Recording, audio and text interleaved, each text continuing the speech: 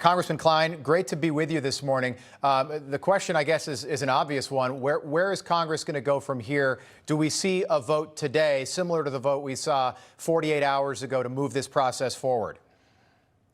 Well, we are going to have discussions today about how to move forward quickly to get a speaker in office as soon as possible, but not just any speaker. We want a conservative speaker. I've been a supporter of Jim Jordan for many years, and I supported him this time. He's a very humble man. He supported Steve Scalise when he lost the vote earlier this week by only 10 votes. So if 6 votes had flipped, he would have been the nominee.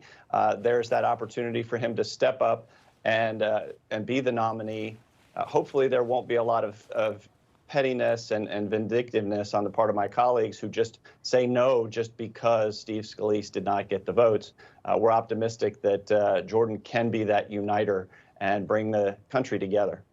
I think what's particularly frustrating about this is this sort of like political games, right? It's not so, you don't expect for things to happen like a war in Israel, right? But when you're playing political games here in America where a small number of the Republicans want to oust their speaker, you don't know what's going to happen. None of us could have foreseen what would happen in Israel, but this position now takes on a whole other realm of importance. I mean, what would Patrick McHenry do as speaker, and is there any way for the temporary speaker to stay in power more permanently because of what's happening on a larger worldwide scale? Well, Patrick McHenry from North Carolina is doing a great job being that steady hand as Speaker pro tempore, or temporary speaker. And his sole job under the legislation that was passed following 9/11 to create the position really just empowers him to do the things necessary to elect a new speaker. So there's talk of him giving him more powers, but there are a lot of people who don't think that that's the road to go down. We can elect a new speaker quickly, and hopefully that will be Jim Jordan. Okay, so maybe a vote today, at least with Republicans, to get Jordan through that threshold, and then a House floor vote where you would incorporate Democrats.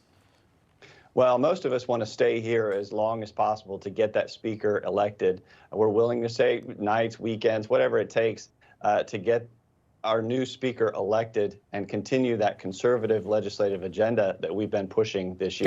Got it. But just to drill down, when do you expect that to happen? Because here we are, it's day 10. I think Christina made a great point. Nobody saw Kevin McCarthy getting ousted. 8 people did it with 202 Democrats, which is important to note, by the way. That's how democracy works, whether you like it or not. We want to know when we're going to have a Speaker of the House that's there on a permanent basis. When do we get that vote? Because of the conference rules, I would think it would be a day or two before the conference would vote because, again, you're opening it up to anybody in the Republican conference, and then you have the floor vote. So I would say early next week. Okay. Thank you very much, Congressman. Great having you back on. Ben Cline, we appreciate it.